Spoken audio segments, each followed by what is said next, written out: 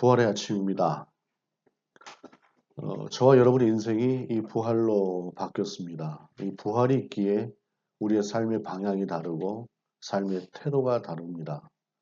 때로는 아무런 근거가 없는 것 같아도 우리가 그 근거 없는 중에도 감사하고 그 근거 없는 중에도 힘을 얻고 찬양을 하며 나갈 수 있는 것이 이 바로 부활로 인한 것입니다. 그리고 교회도 이 부활로 인해서 생겨났지요. 부활은 세상을 바꿨고 나를 바꿨고 여러분을 바꾼 그런 날입니다. 유대인들에게 있어서 안식일이라고 하는 것은 목숨을 걸고 지키던 날이죠. 그런데 그 안식일의 개념조차도 부활로 인해서 부활을 하신 그날로 주일이 되어서 오늘날 안식일의 개념이 그대로 이어지고 있습니다. 하나님께서 창조하신 세계가 가장 아름다웠죠. 그러나 그것이 파괴되고 무너지고 하나님과 단절되었던 그 관계가 다시 회복된 날이 이 부활입니다. 그래서 부활은 제2의 창조이기도 합니다. 그래서 그날이 주일이 되는 것입니다. 오늘 본문의 말씀은 바로 그런 부활을 향해서 나아가시는, 십자가를 향해서 나아가시는 주님의 시간을 우리에게 소개하고 있습니다. 십자가의 길이지만 그 십자가의 길은 부활의 길이었습니다. 죽으심으로 끝나는 것이 아니라 그 죽으심 이후에 다시 부활하시는 것을 우리 가운데 보이시기 위한 그러한 것이 바로 십자가였고 부활이었던 것이죠. 주님께서 부활로 나아가시는 그 과정에 있어서 큰 역할을 한 사람들이 있습니다. 큰 역할을 한 사람들이 대제사장과 서기관과 바리새인들이 있었습니다. 그리고 결정적인 역할을 한 사람이 가룟 유다가 있었습니다. 그들이 예수님을 십자가로 내어 몰았습니다. 그들은 그것으로 끝난 줄 알았겠죠. 그리고 그것이 역전되어서 주님이 부활하실 것이라고 하는 것을 누가 알았겠습니까? 이 땅에 존재하는 그 누구도 그것을 알지 못했습니다. 하나님의 섭리가 그와 같습니다. 여러분, 우리가 우리의 삶 속에서 하나님의 그 깊으신 경륜을 도저히 이해할 수 없습니다. 그럼에도 불구하고 우리가 하나님을 100% 신뢰하는 것은 바로 그와 같이 세상을 바꾸어 가시는 하나님이 우리와 함께 하시기 때문입니다. 대제사장과 서기관과 바리새인들이 왜 예수님을 죽였습니까? 그들이 예수님을 죽일 만한 이유는 사실상 없었습니다. 그들이 예수님을 정죄하고 죽이려고 했을 때에 니고데모라고 하는 사람이 이렇게 얘기를 했습니다. 요한복음 7장 51절에 우리 율법은 사람의 말을 듣고 그 행한 것을 알기 전에 심판하느냐? 라고 이야기를 했습니다. 니고데모가. 이렇게 제정신 박힌 사람도 있었습니다만은 그러나 대부분의 기득권을 가지고 있었던 종교 인사들은 예수님을 십자가에 못 박았습니다. 그렇게 말하는 니고데모를 향해서 그들이 했던 말은 너도 갈릴리 사람이냐? 라는 것이었습니다. 오늘날도 이와 비슷한 말들이 용어를 바꿔서 사용되는 세상을 우리가 살고 있는 것 같습니다. 정상적으로 제대로 좀 보고 나서 판단하자라고 하는 니고데모의 말에 너도 갈릴리 사람이냐라고 이야기를 했던 것이죠. 그 다음 이제 유다를 보게 됩니다. 참 어떻게 세상에 사람이 그렇게 3년 동안 충성을 다해서 따라다녔던 자신의 스승을 그렇게 배신할 수 있었을까? 고대 세계에 있어서 이렇게 측근에서 따라다니면서 3년 동안을 섬기는 그러한 제자였다고 한다면 그 스승은 아버지입니다. 아버지를 판 것입니다. 은 30에. 은 30이라는 돈이 크다면 크고 작다면 작습니다. 은 하나는 4일치 노동자의 품삯입니다.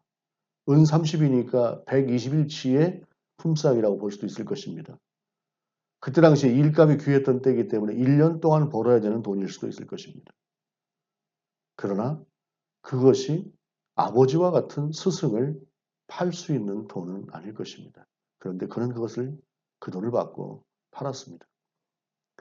그와는 상대적으로 단 한 번 예수님의 발을 씻겨드리는데 한 여인이 사용했던 깨뜨렸던 옥합은 300일치의 임금에 해당하는 300데나리온이었습니다. 3년을 아버지처럼 섬기던 사람을 팔아 넘기는 대가가 121치의 임금이었다고 한다면 그렇게 가까이 있지 않았음에도 불구하고 그 주님의 은혜가 사무쳐서 그분에게 부어드렸던 향유는, 발을 씻기는데 부어드렸던 향유는 300데나리온이었습니다. 누군가에게 주님은 그와 같은 분이고 누군가에게 주님은 또한 그와 같은 분이었던 것입니다. 그런 그들에 의해서 우리 주님은 이제 십자가의 길로 들어섭니다. 우리 주님께서 마지막으로 최후의 만찬을 하셨던, 우리에게 이것은 내 몸이다, 이것은 내 살이다 라고 하면서 그 만찬을 내주셨던 시간에서 우리 주님이 십자가에서 죽으시기까지 시간은 24시간 정도 시간입니다. 그 시간 동안에 주님은 만찬을 하셨고 겟세마네 동산으로 가셨고 그곳에서 체포되셨고 안나스에게로 끌려갔고 빌라도에게로 끌려갔고 다시 헤롯에게로 끌려갔다가 다시 빌라도에게 끌려오는 그 시간을 견디시면서 그렇게 사형 언도를 받으셨습니다. 그날 새벽에, 아침에. 그리고 주님이 십자가에 달리신 시간은 오전 9시쯤 됩니다. 오늘 오전 9시 정도 되기 그 전에 바로 골고다 언덕을 향해서 당신이 십자가에 달리셔야 될 그 십자가를 지고 올라가는 과정부터 오늘 본문의 말씀이 시작이 됩니다. 26절, 그들이 예수를 끌고 갈 때 시몬이라는 구레네 사람이 시골에서 오는 것을 붙들어 그에게 십자가를 지어 예수를 따르게 하더라. 당시는 6월절 무렵이라 많은 사람들이, 경건한 유대인들이 예루살렘으로 몰려왔지요. 하나님께서 그렇게 하라고 하셨으니까. 그런데 오늘 본문을 보게 되면 이 시몬이라고 하는 사람은 구레네에서 왔다고 이야기를 합니다. 구레네가 어디입니까? 이스라엘 옆으로 쭉 가다가 아프리카 쪽으로 갔을 때에 이집트가 있죠. 이집트 옆에 리비안가가 있죠. 그쪽 끝쪽이 어느 중간쯤인가 볼록 솟아나는 부분, 그쪽이 구레네입니다. 그 거리를 제가 구글로 지도를 이렇게 대략 이렇게 한번 그냥 해안선 따라서 재봤습니다. 대략 재봤습니다. 1500km 정도가 되더라고요. 제가 또 부산에서부터 시작해서 구글로 블라디보스토크까지 한번 재봤습니다. 1100km더라고요. 그 어마어마한 거리를 이 시몬이 유월절을 지키기 위해서 왔던 사람입니다. 그 사람의 신앙이 어떤 신앙이었을까요? 경건한 신앙이라고 분명히 생각이 됩니다. 근데 특별히 오늘 본문은 시골에서 올라온 사람이라고 이야기를 하고 있습니다. 어리숙해 보이고 그리 넉넉해 보이는 사람은 아니었던 것 같습니다. 세련되게 도시에 와서 도시를 여행하고자 왔던 사람은 아닌 것 같아요. 그는 그렇게 넉넉하지는 않았을 것 같지만 그저 생각해 보건데 그래도 하나님께서 명하셨으니 그 하나님의 명대로 순종하면서 예루살렘까지 왔던 그런 사람으로 보입니다. 어리숙해 보이니까 로마 군병이 만만했겠죠. 불러다가 예수님의 십자가를 대신 지게 했습니다. 그의 입장에서 어땠을까요? 그 순간에는 얼떨떨하기도 하고 억울하기도 했을 것 같습니다. 그러나 나중에 돌아보면 이거보다 더 큰 은혜가 어디 있었을까요? 마지막 가시는 그 주님 앞에서 자신이 그 주님의 십자가를 대신 져줄 수 있었다고 하는 이 기쁨은, 이 영광은 이 세상의 그 어떤 영광으로도 비교할 수 없는 영광이었을 것입니다. 하나님께서 그 순간에 한 사람을 사용하셔서 주님의 십자가를 대신 지게 하셨습니다. 물론 로마 군병을 통해서지요. 그러나 아무나 그 십자가를 지게 하시지 않았습니다. 이와 같이 경건하고 하나님을 향해 있던 그런 사람을 주님께서 사용하셨던 것을 우리는 이 본문의 말씀을 통해서 유추해 볼 수가 있습니다. 억지로 진 것 같고 왜 이렇게 나는 가야 할까? 하지만 그러나 하나님께서는 그래도 그 중에 선한 사람을 통해서 그 일을 감당하게 하셨다라는 사실입니다. 그리고 27절 이하에 또 백성과 및 그를 위하여 가슴을 치며 슬피 우는 여자의 큰 무리가 따라오는지라. 백성들이 다 예수님을 십자가에 못 박으라고 했던 것은 분명히 아닌 것 같습니다. 그 주님이 안타까운 마음으로 따라왔던 백성들이 있고 특별히 그 옆에는 여자들이 따라왔다라고 이야기를 하고 있습니다. 이 중에는 예수님의 어머니 마리아도 있고 세베대의 아내였던 야고보와 요한의 어머니 마리아도 있고 막달라 마리아도 있습니다. 그들은 가슴을 치며 따라올 수밖에 없는 사람들이었습니다. 정말 연약한 사람들이었습니다. 그 속에는 어쩌면은 슬픔과 안타까움은 가득하지만 분노조차도 느끼지 못할 만큼 어쩌면 연약한 존재들이었을 수도 있습니다. 그런데 우리 주님의 부활은 가장 연약한 그들에게 가장 먼저 보이셨습니다. 부활하신 주님께서 아무것도 할 수가 없어서 그저 가슴만 치고 예수님의 뒤를 따라왔던 그들에게 가장 먼저 당신의 부활을 보이셨다는 것입니다. 그러면서 주님께서 말씀하십니다. 28절에 예수께서 돌이켜 그들을 향하여 이르시되 예루살렘의 딸들아 나를 위하여 울지 말고 너희와 너희 자녀를 위하여 울라. 그 우는 그들을 보면서도 주님은 그들을 염려하십니다. 이 말씀이 무엇입니까? 주님께서 십자가에 달리신 후 한 30여 년 정도가 지나서 이 말씀이 현실이 됩니다. 66년부터 73년 정도 이르기까지 예루살렘에 대환란이 일어나죠. 70년경에는 예루살렘이 완전히 함락됩니다.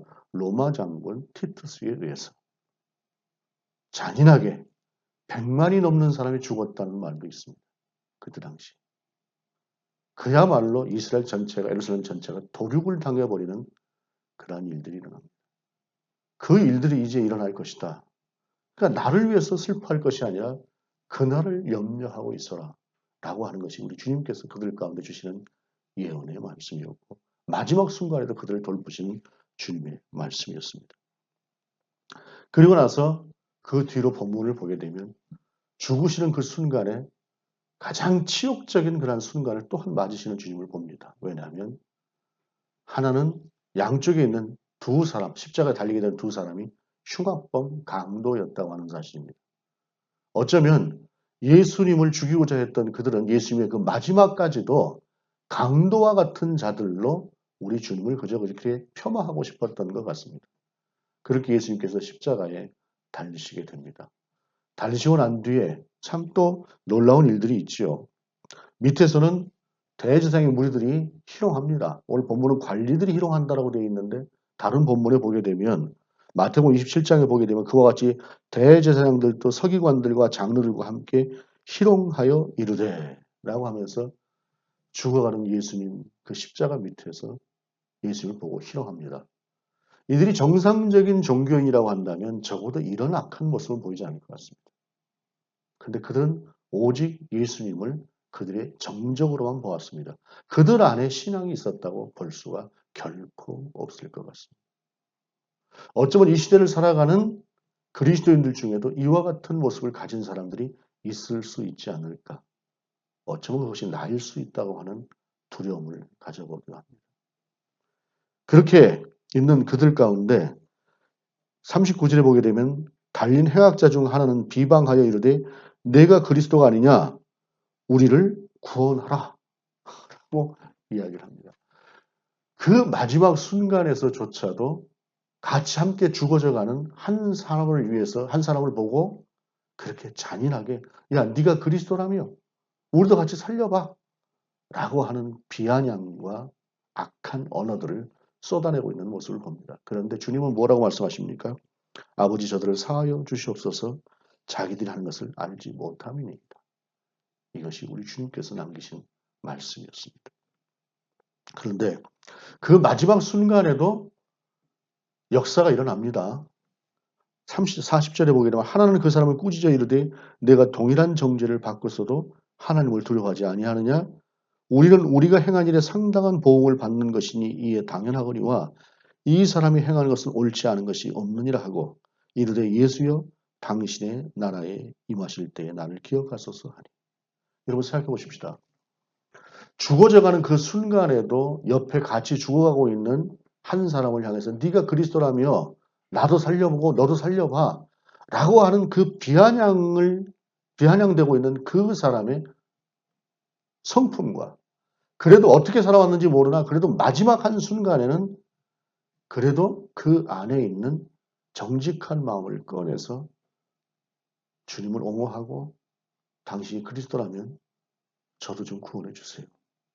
라고 하는 고백을 할 수 있는 사람하고 그들의 인생이라고 하는 것이 어쩌면 비슷하게 살아왔을 수 있으나 그래도 각각의 품은 그 마음대로 그들의 삶의 여정은 달랐을 것이라고 생각됩니다. 그 악한 말을 쏟아내는 사람의 삶이 어땠을까요? 선하지 않았을 것 같습니다. 그래도 마지막에 뉘우칠 줄 아는 사람의 삶은 그래도 양심을 가지고 살았을 것 같습니다. 비록 같은 강도 짓을 했다고 해도. 그리고 그는 이 세상에서 가장 짧은 시간 내에 구원을 받은 한 사람이 되었습니다. 43절 예수께서 말씀하십니다. 예수께서 이르시되 내가 진실로 내게 이르노니 오늘 내가 나와 함께 낙원에 있으리라 하시니라. 그 순간의 뉘우침이 영생을 좌우했습니다. 우리의 순간이 우리의 삶을 좌우하고 우리의 영생을 좌우합니다. 44절의 말씀 때가 제60쯤 되어 해가 빛을 잃고 온 땅에 어둠이 임하여 제9시까지 계속하며 6시라고 하는 그 시간은 12시를 이야기합니다. 9시에 잡히셔서 여기서 본문은 이제 그 안까지의 과정 그리고 6시, 12시부터 3시까지 온 땅에 어둠이 덮여 있었다라고 말씀하십니다. 그리고 우리 주님은 돌아가시게 됩니다. 45절에 성소의 휘장이 한가운데가 찢어지더라라고 말씀하고 있습니다. 마지막 순간에. 그리고 예수께서 큰 소리로 불러 이르시되 아버지 내 영혼을 아버지 손에 부탁하나이다 하고 이 말씀을 하신 후 숨지시니라. 숨지셨다라고 하는 이 표현이 부활이 전제되지 않으면 가장 슬픈 순간일 것 같습니다. 가장 슬픈 순간. 말하자면 임종의 순간이죠. 그러나 여기서 숨지시니라라고 하는 이 말씀은 마침내 주님께서 우리를 위해서 받으셨던 그 모든 고통을 이제 끝내신 순간. 그리고 이제 부활만 기다리면 되는 그 순간. 소망이 시작되는 그 순간이다라고 하는 사실입니다. 부활을 위해서 십자가를 지시고 올라가신 그 과정에 수많은 사람들이 얽히고 설키고 만나고 헤어지고 하는 과정들을 반복해서 보여주고 있습니다. 그와 같은 삶 속에 우리의 삶도 투영될 만한 것들이 있을 것 같습니다. 일주일 좀 넘은 것 같습니다. 어느 목사님이 일본에 상당히 그 교계의 그 중요한 인사들하고 같이 일본에 갔습니다. 아침 시간이 됐는데 아침 식사 때 내려오질 않는 것입니다. 보통 호텔에 이제 조식을 같이 하는 그 시간이 있는데 그 시간대에 내려오지 않아서 올라가 봤더니 밤새 혼자 심장병으로 세상을 떠나고 그 자리에 죽어 있었습니다. 상당히 그 교회도 이름이 있는 교회입니다. 그런데 어찌되었든 모든 인생이라고 하는 것은 하나님 앞에서 부르심을 받는 그 순간이 언제가 될지 모릅니다. 저도 여러분도 마찬가지입니다.